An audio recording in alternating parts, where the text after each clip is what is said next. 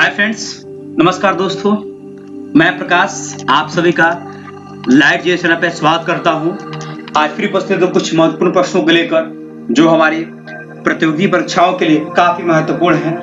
तो देर न करते हुए स्टार्ट करना चाहूंगा, लेकिन उससे पहले यदि आप चैनल पर नए हैं तो चैनल को जरूर सब्सक्राइब करें और बेल आइकन को प्रेस कर दें ताकि ऐसे वीडियोज, ऐसे टेस्ट सीरीज आपके पास प्रतिदिन पहुंचता रहे और आपकी तैयारी और बेहतर होती रहे। तो देर न करते हुए चलिए स्टार्ट करते हैं। आज हमारा 37वां नंबर टेस्ट है और इस टेस्ट सीरीज की श्रृंखला लगातार चलती रहेगी। बस आपका कोऑपरेट हमें चाहिए। चलिए क्वेश्चन नंबर फर्स्ट। 23 नवंबर 1949 को भारत के संविधान का लेखन पूरा होने पर निम्नलिखित में से कौन शामिल नहीं था? ऑप्शंस है मौलिक अधिकार, मौलिक कर्तव्य, राष्ट्रपति शासन या आपातकालीन उपबल। तो इसका सही जवाब होगा मौलिक कर्तव्य। यानी जब हमारा देश का संविधान बनकर तैयार हुआ था, सॉरी इस क्वेश्चन में 29 नंबर होगा, 29 नंबर यहाँ पे होगा। जब हमारा देश संविधान बनकर पूरी तरह से तैयार हो चुका था तो उस समय हमारे संविधान में मौलिक कर्तव्यों का उल्लेख नहीं था। मौलिक कर्तव्य जो है 42वां संविधान संशोधन 1976 के द्वारा जोड़ा गया। ठीक है, चलिए आगे बढ़ते हैं। अगर बात करें मौलिक अधिकारों की तो मौलिक अधिकार का वर्णन भाग 3 में है और 12 से 35 आर्टिकल 12 से 35 तक इसका उल्लेख किया गया है। मौलिक अधिकार अमेरिका के संविधान से लिया गया है। मौलिक अधिकार देश के सभी नागरिकों को बिना किसी भेदभाव के द्वारा प्रदान किए जाते हैं। इन अधिकारों को भारतीय संविधान का भाग 3 का मैग्ना कार्टा भी कहा जाता है। तो आपसे ये भी सवाल कर देगा कि भारत का मैग्ना कार्टा किस भाग को कहा जाता है? तो भाग 3 होगा। यदि राष्ट्रपति शासन की बात की जाए तो भारत में राष्ट्रपति शासन का उल्लेख अनुच्छेद 356 के तहत किया गया है। इसके अलावा आपातकालीन प्रावधान भारत के संविधान के भाग 18 में अनुच्छेद 352 से लेकर 360 तक निहित है। भारत के संविधान 3 प्रकार की आपात स्थितियों के बारे में बात करता है। अनुच्छेद 352 में राष्ट्रीय आपातकाल, अनुच्छेद 356 में राष्ट्रपति शासन का उल्लेख किया गया है और अनुच्छेद 360 में वित्तीय आपातकाल का उल्लेख किया गया है। चलिए आगे बढ़ते हैं। यदि मौलिक कर्तव्यों की बात करें तो मौलिक कर्तव्य वर्तमान में 11 है। प्रारंभ में मौलिक कर्तव्य केवल 10 थे और इन मौलिक कर्तव्यों का उल्लेख जो है अनुच्छेद 51 के ए में किया गया है। आगे बढ़ते हैं। Question number 2। राज्यपाल, सेनापति या भारतीय सिविल सेवा किसके दौरान शुरू की गई थी? ऑप्शंस है Lord Dalhousie, Lord Curzon, Lord William Bentinck या लॉर्ड कॉर्नवालिस। तो इसका सही जवाब होगा लॉर्ड कॉर्नवालिस।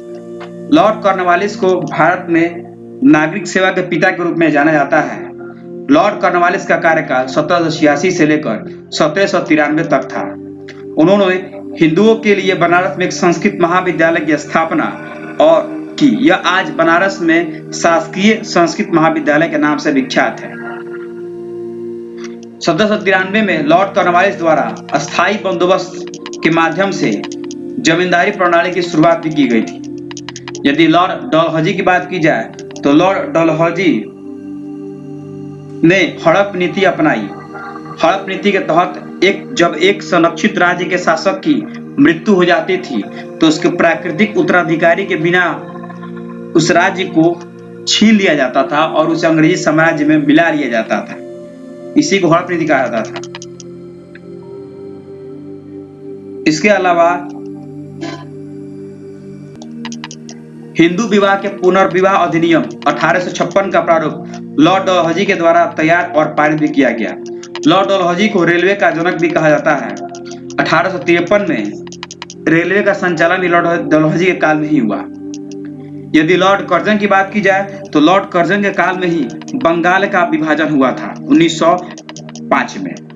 20 जुलाई 1905 को बंगाल का विभाजन हुआ था। यदि बात करें लॉर्ड विलियम बेंटिक की तो लॉर्ड विलियम बेंटिक 1828 से लेकर 1835 तक भारत के गवर्नर जनरल के रूप में कार्य किए।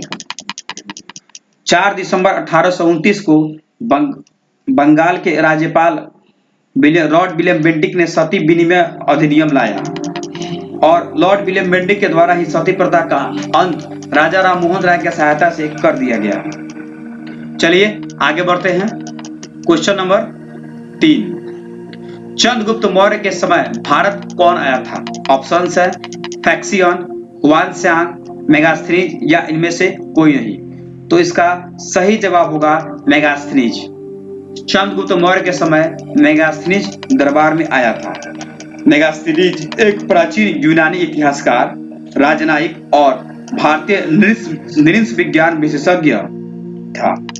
मेगास्थनीज ने इंडिका नामक पुस्तक लिखी। वैसे मूल पुस्तक तो अब खो गई है, लेकिन उसके टुकड़े बाद में ग्रीक और लैटिन कार्यों में बच गए हैं। मेगास्थनीज चंद्रगुप्त मौर्य के दरबार में सेल्यूकस प्रथम निकेटर का ग्रीक राजदूत बनकर आया था। यदि हुआनसांग की बात की जाए तो यह एक चीनी यात्री था और इसने हर्षवर्धन के वर्चस्व के दौरान भारत का दौरा किया था। चलिए आगे बढ़ते हैं। Question number 4, Indian independence league की स्थापना किसने की? ऑप्शंस है बाल गंगाधर तिलक, सुभाष चंद्र बोस, CR दास या रास बिहारी बोस। तो इसका सही जवाब होगा रास बिहारी बोस। रास बिहारी बोस ने 1942 में टोक्यो जापान में इंडियन इंडिपेंडेंस लीग की स्थापना की थी। एक और महत्वपूर्ण सवाल आता है कि आजाद हिंद फौज की स्थापना किसने की? तो आपका सही जवाब होगा कैप्टन मोहन सिंह। बाद में उसकी कमान सुभाष चंद्र बोस ने अपने हाथों में ली। सुभाष चंद्र बोस का एक नारा तो आपको याद ही होगा कि तुम मुझे खून दो मैं तुम्हें आजादी दूंगा। अगला क्वेश्चन 5, 1927 में साइमन कमीशन का विरोध क्यों किया गया? ऑप्शंस है आयोग में कोई भी भारतीय सदस्य नहीं था, इसने मुस्लिम लीग का समर्थन किया, कांग्रेस को लगा कि भारत के लोग स्वराज के हकदार हैं, या इनमें से कोई नहीं। तो इसका सही जवाब होगा आयोग में कोई भी भारतीय सदस्य नहीं था। साइमन कमीशन में 7 केवल ब्रिटिश अधिकारी थे, उसमें कोई भारतीय नहीं था, इसीलिए इसका विरोध किया गया। साइमन कमीशन का विरोध करने के दौरान ही पंजाब केसरी लाला लाजपत राय की मृत्यु लाठीचार्ज के दौरान हो गई। वह लाहौर में साइमन कमीशन का विरोध कर रहे थे। चलिए आगे बढ़ते हैं। क्वेश्चन नंबर 6, पंचायती राज प्रणाली का मूल उद्देश्य निम्नलिखित में से कौन सा सुनिश्चित करना है?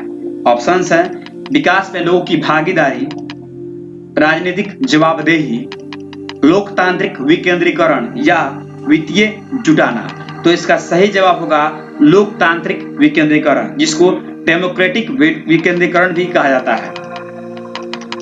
पंचायती राज की स्थापना भारत में लोकतांत्रिक विकेंद्रीकरण की अवधारणा पर आधारित है।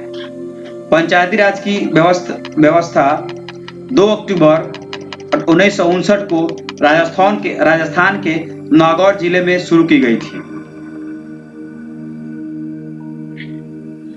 इसलिए 24 अप्रैल को पंचायती राज दिवस के रूप में भी मनाया जाता है। लॉर्ड रिपन को भारत में स्थानीय स्वशासन का जनक माना जाता है। अनुच्छेद 40 में ग्राम पंचायतों का उल्लेख है। आगे बढ़ते हैं। क्वेश्चन नंबर 7, निम्नलिखित में से किसने अलाई दरवाजा का निर्माण करवाया था? ऑप्शंस है अलाउद्दीन खिलजी, अकबर, मोहम्मद बिन तुगलक या जहांगीर। तो इसका सही जवाब होगा अलाउद्दीन खिलजी। अलाउद्दीन खिलजी ने अलाई दरवाजा दिल्ली भारत में कुछ कुतुब परिसर में कुबल उल इस्लाम मस्जिद का दक्षिणी प्रवेश द्वार है। इसे सुल्तान अलाउद्दीन खिलजी ने 1311 बनवाया था, जो लाल बलुआ पत्थर से बना था। 1993 में इसे एक विश्व विरासत स्थल का दर्जा प्राप्त हुआ है। आगे बढ़ते हैं। क्वेश्चन नंबर 8, निम्नलिखित में से किसने द्वितीय गोलमेज सम्मेलन में भाग नहीं लिया? ऑप्शंस हैं महादेव देसाई, प्यारेलाल नैयर, बेनजीर भुट्टो या इमरान खान। तो इसका सही जवाब होगा, इसमें ऑप्शन नहीं दिया हुआ, इसका सही जवाब होगा पंडित जवाहरलाल नेहरू। पंडित जवाहरलाल नेहरू ने द्वितीय गोलमेज सम्मेलन में भाग नहीं लिया था। गोलमेज सम्मेलन जो है पहला 1930 में हुआ था, दूसरा 1931 में हुआ था और तीसरा 1932 में हुआ था। गांधी जी और कांग्रेस ने केवल दूसरे गोलमेज सम्मेलन में भाग लिया था। आपसे क्वेश्चन ये भी करता है कि किस व्यक्ति ने तीनों गोलमेज सम्मेलन में भाग लिया, तो आपका जवाब होगा डॉक्टर भीमराव अंबेडकर ने तीनों गोलमेज सम्मेलनों में भाग लिया था। सेकेंड लास्ट क्वेश्चन, भारतीय पुरातत्व का जनक किसे कहा जाता है? ऑप्शंस है Alexander Cunningham, John Marshall, Martin wheeler या जेम्स प्रिंसेप। तो इसका सही जवाब होगा अलेक्जेंडर कनिंघम। अलेक्जेंडर कनिंघम को एक ब्रिटिश सेना अधिकारी के रूप में तैनात किया गया था। उन्हें भारतीय पुरातत्व के जनक के रूप में भी जाना जाता है। चलिए लास्ट क्वेश्चन, कानून एवं व्यवस्था में शामिल है क्या समवर्ती सूची, राज्य सूची, संघ सूची या इनमें से कोई नहीं? तो कानून एवं व्यवस्था जो है वह राज्य सूची में शामिल है, यानी कि इस पर अधिकार जो है वो प्रत्येक राज्यों का होता है और केंद्र शासित प्रदेशों में केंद्र शासित प्रदेश यानी केंद्र सरकार का होता है। ये वीडियो को कैसी लगी आप हमें कमेंट बॉक्स में जरूर बताएं। अगर वीडियो अच्छी लगी हो तो लाइक, कमेंट और शेयर करना बिल्कुल ना भूलें और प्रतिदिन टेस्ट देने के लिए हमारे साथ जुड़े रहें। बाकी आपकी तैयारी आशा करता हूँ अच्छी चल रही होगी। मेरी बेस्ट विशेष आपके साथ है। Okay, goodbye, thank you.